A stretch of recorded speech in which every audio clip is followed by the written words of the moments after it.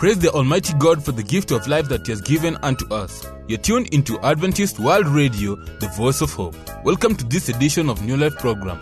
I'm your presenter, Tileno Diambo. You're most welcome to join us on yet another edition of the New Life program. Compared to the previous items we have been presenting to you, this is one of a kind. Sister Beryl Aseno will be starting the show for us today as she will be telling us more about staying out late. Pastor Kiguni will also be joining us in just a bit with the topic known as Dad's Money. Here is some music just for you before we come back with the program.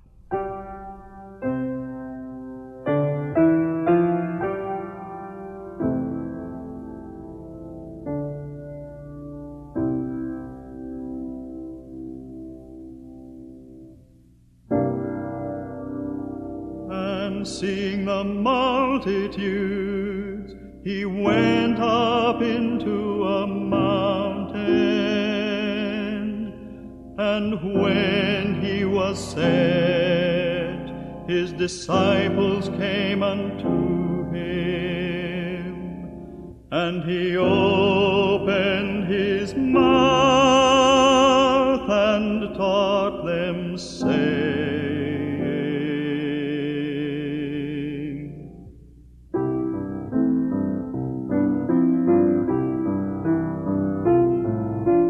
Blessed are the poor in spirit, for theirs is the kingdom of heaven. Theirs is the kingdom of heaven.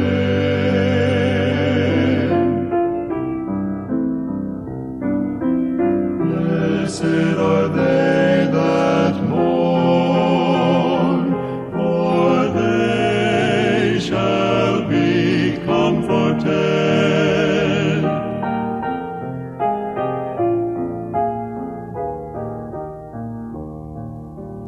Blessed are the meek, for they shall inherit the earth.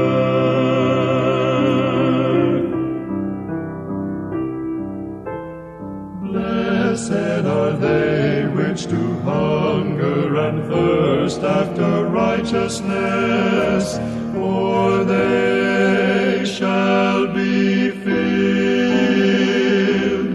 For they shall be filled.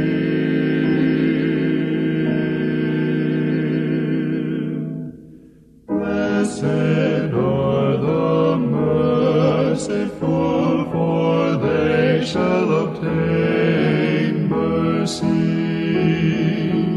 Blessed are the pure in heart, for they shall see God. Blessed are the peacemakers, for they shall be called the children of God. Blessed are they which are persecuted for righteousness' sake, for theirs is the kingdom of God.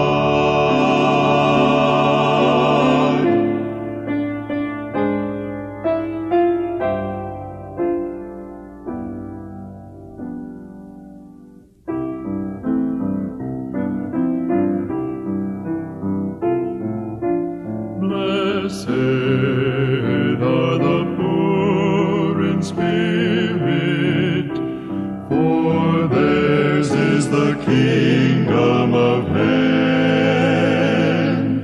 Rejoice and be exceeding glad, for great is thy reward in heaven.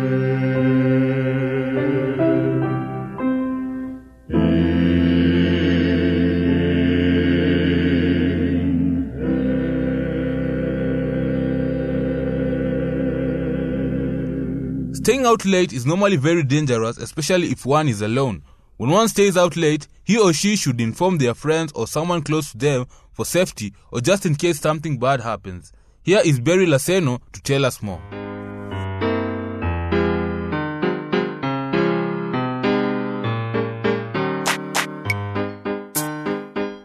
Hello listener, welcome once again to our Family Life program today. Young people, are you ready to listen to this intriguing story? Then sit comfortably, brace yourself, and have your ears open. Where have you been? It's 3 a.m. Mom shouted as I walked through the front door. Oh, that could take some explaining, I answered squeamishly. This is Ben Rose's experience as narrated on Insight Magazine, August 8, 1998. Well, you'd better start. I've been worrying about you so much. And why do you smell like Joe Camel? Mom's eyes narrowed in suspicion. Ben stammered as he told his mom what had happened. He had dropped by Mary's house after work. He thought Mom would go to bed around 11 p.m. and wouldn't wait up for him. Mom asked, "And the smoke?" "Well, everyone at Mary's house sat around smoking and drinking, but I swear I didn't do any of that stuff," said Ben. He convinced his mother that the stench is only from hanging around people at Mary's house. Mom got furious and annoyed. He asked Ben, "Do you know where your father is right now? He's driving all over, looking for you. And do you know how many people around the country are praying for you and for your safety?" She asked angrily. "That's it. I don't want to talk about it anymore. Go get some sleep." Hey, does this sound familiar to you? One of those days when you came back home so late and your heart was almost out of your mouth? As Ben shuffled to his bedroom, he thought about how he had gotten himself into a mess. It was summer, and he was working the evening shift at 4 p.m. to midnight in the billing department at a pathology laboratory.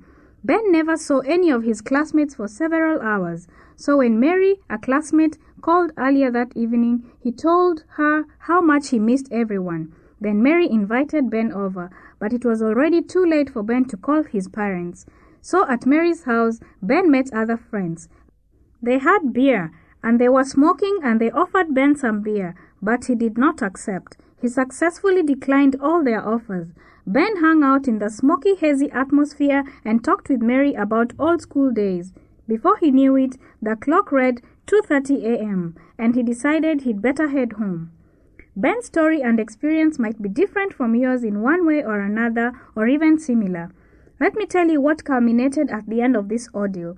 After leaving Mary's house, he turned onto the street, and he noticed that lights beamed from every window in their house. "That's strange," he thought. Then just as he pulled into the driveway, the front door opened. Serious trouble. He knew it. Thoughts raced into his mind as he thought of an explanation. Mom couldn't believe Ben stayed out this late. His dad came home and lectured him until his face turned a pretty shade of pink. But there is good news for us to learn from Ben. He saw Jesus, a glimpse of God, during that painful lecture. He learned just how much his parents cared about him. He didn't believe Dad would drive all over looking for him, and Mom could call all her prayer warrior friends in the middle of the night to pray for his safety. That night, Ben's parents taught him something about God. Not only do parents care an awful lot about their kids, but God cares in an even greater way for one of his children. In conclusion, Ben learned and caught a glimpse of God that however long we are gone, He is roaming every street to find us. He can rest only when we are all safe at home in His heart and under His care. We can give God a chance to care for us. He is willing all the time, even at 3 a.m., to care for His children. Thank you for being with us, listener, and until then, goodbye. My name is Beryl Aseno.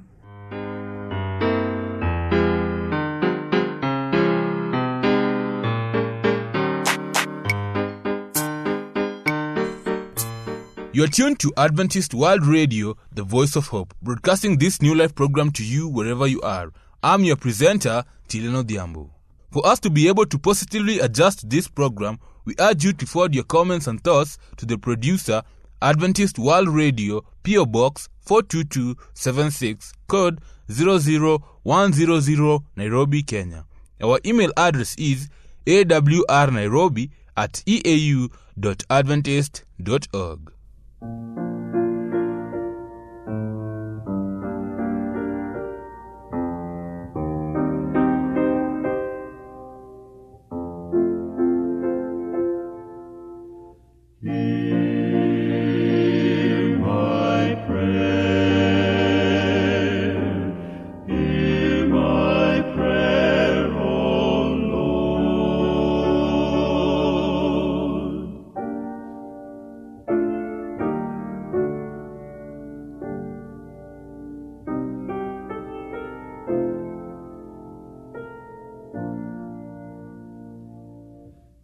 Accept the words of my mouth and the meditation of my heart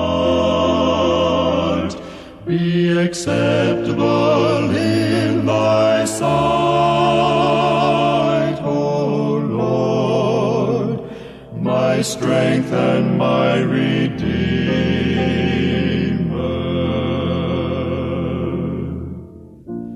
Accept the words of my mouth and the meditation of my heart, O Lord, my strength, O Lord, my strength and my Redeemer.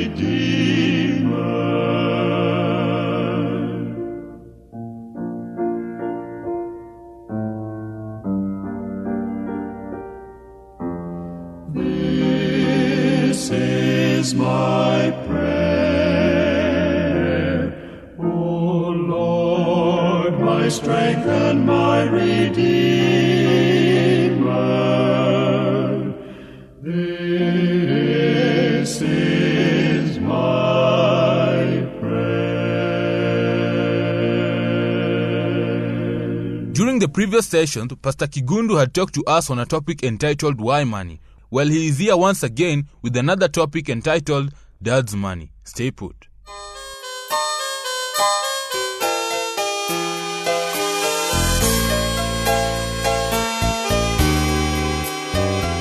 Dear listener, I want to welcome you to our Biblical Stewardship series. The title of today of our subject is Dad's Money. Now, if there is any place in the Bible almost guaranteed to make a person mad, it is the parables of Jesus. They reek of unfairness. They are absolutely loaded with undeserved favors. People finding treasures they didn't earn. Bad boys getting to come back home. Guys working 1 hour and getting paid the whole day. The first will be last and the last will be first. For example, found in Matthew 19 verse 30. If you are the kind of person who has a built-in sense of fairness and justice, the parables are a collection of stupid stories designed to make you see red. One of my favorite writers, Maurice Venden, was so struck by this fact that he wrote an entire book entitled Parables of the Kingdom. In it, he comments very openly about the upside-down mentality of God's kingdom. Here is what he writes. The kingdom of heaven is on the gift system. The kingdoms of earth are based on merit and on earning your own rewards. The kingdom of heaven offers service for others as the highest privilege. The earthly kingdoms seek service from others as evidence of highest honor.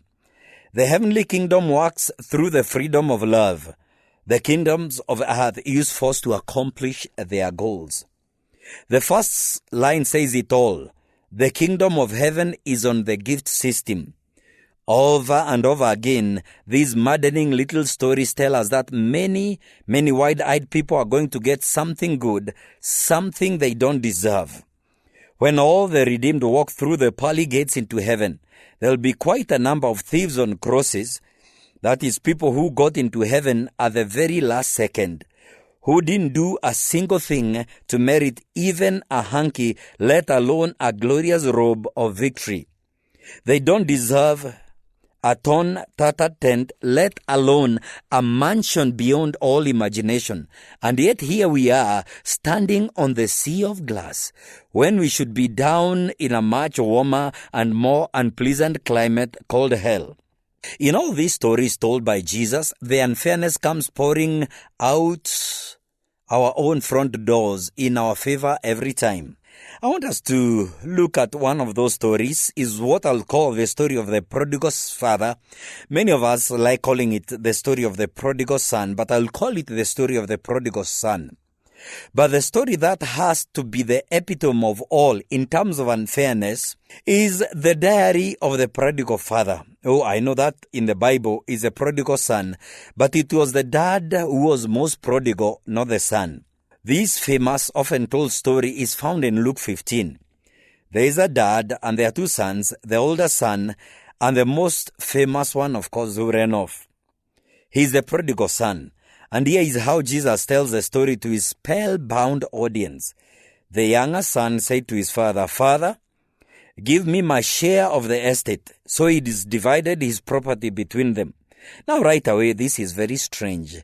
When does a son generally inherit the family ranch?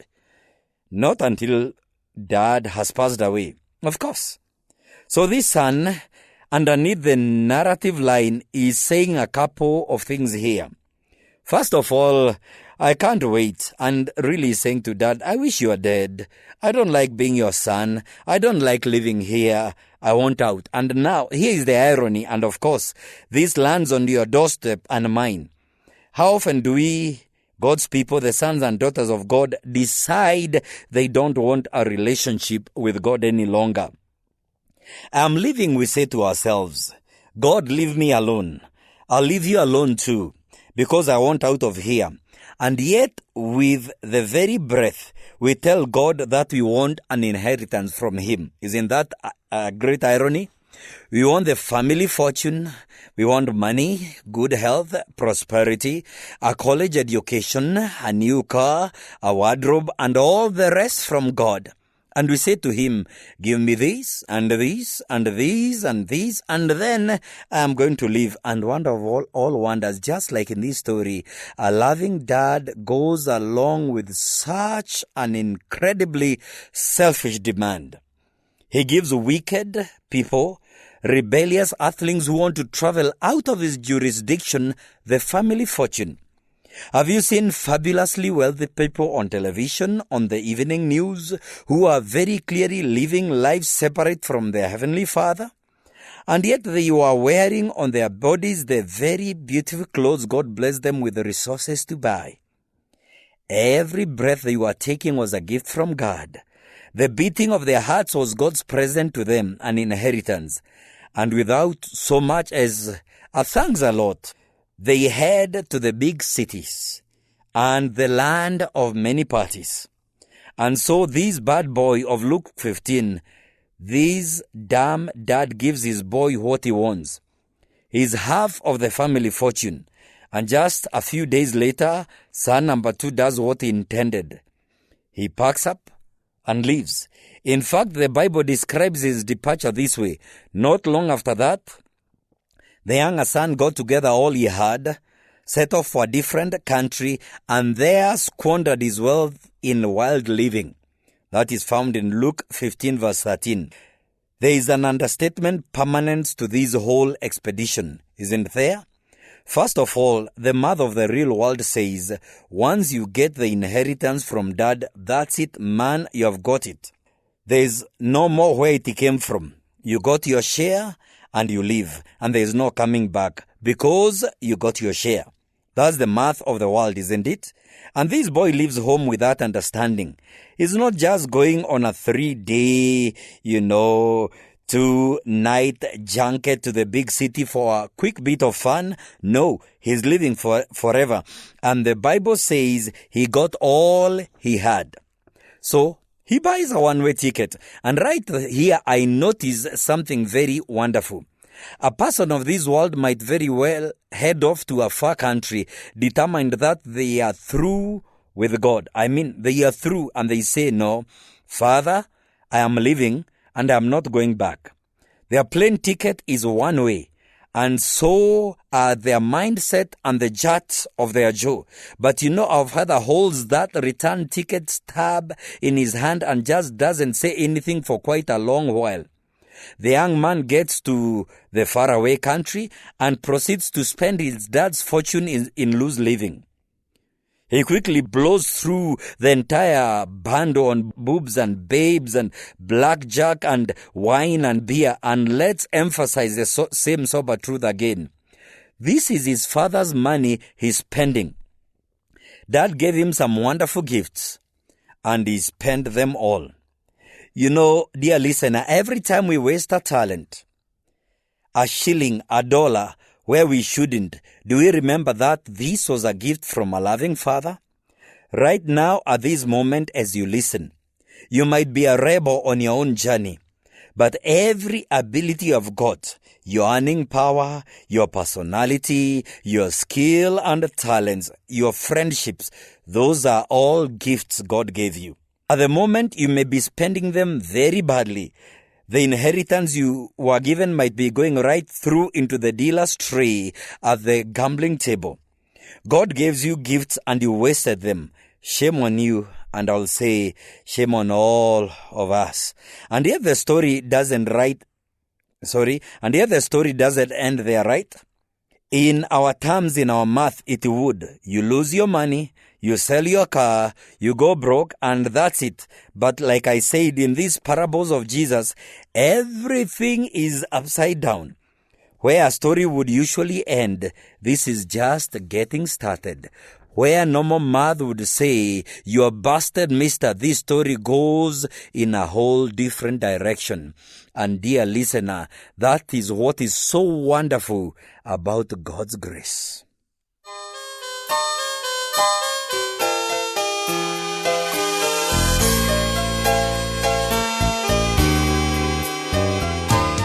That's all for today, my esteemed listener. May our loving Father keep you safe until we meet again. Write to us your comments and thoughts and send them to the producer, Adventist World Radio, P.O. Box 42276, code 00100, Nairobi, Kenya.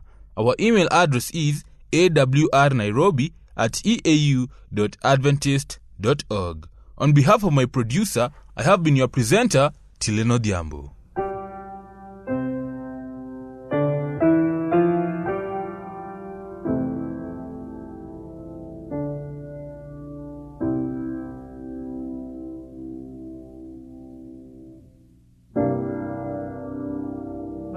Seeing the multitudes, he went up into a mountain. And when he was set, his disciples came unto him. And he opened his mouth and taught them, saying,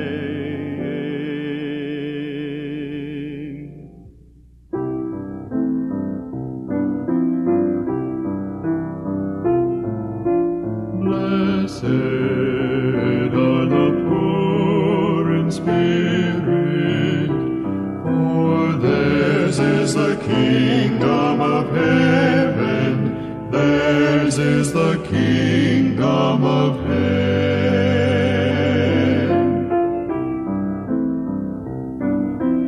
Blessed are they that mourn, for they shall be comforted.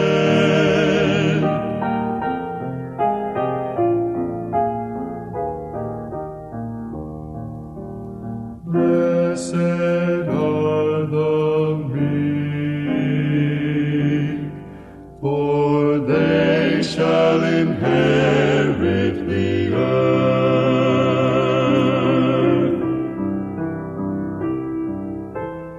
Blessed are they which do hunger and thirst after righteousness, for they shall be filled.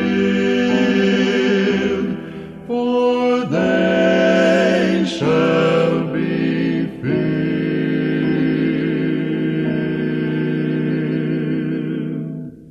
Blessed are the merciful, for they shall obtain mercy. Blessed are the pure in heart, for they shall see God. Blessed are the peacemakers, for they shall be called the children of God. Blessed are they which are persecuted for righteousness' sake, for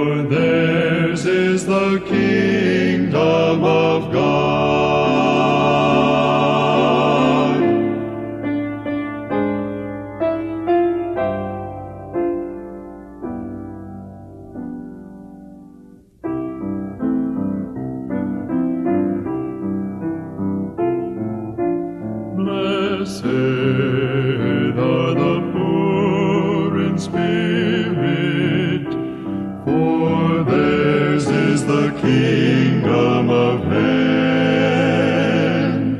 Rejoice and be exceeding glad, for great is thy reward in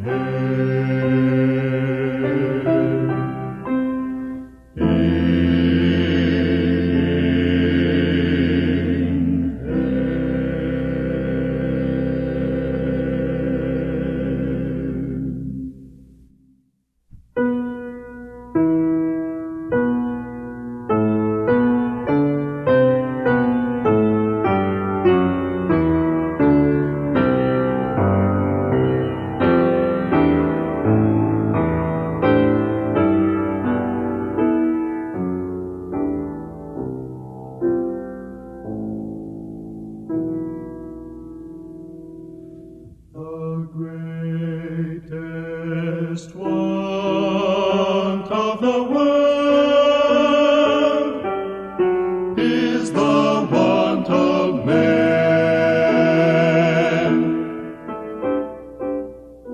The greatest want of the world is the want of man.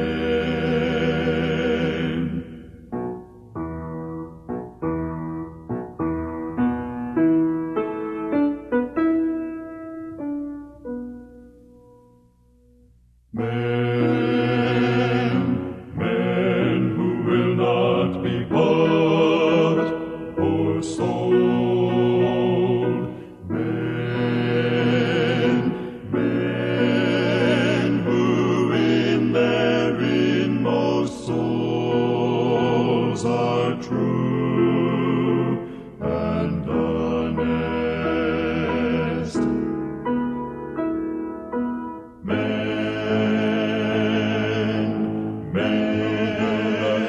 who do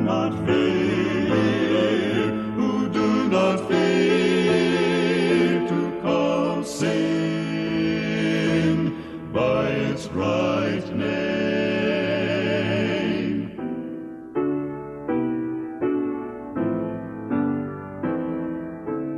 Men whose conscience is as true to duty as the needle to the pole, as true as the needle to the pole.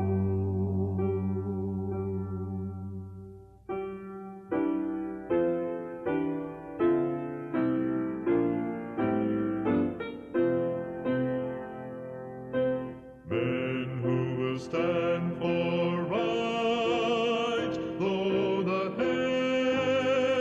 heavens fall. Men who will stand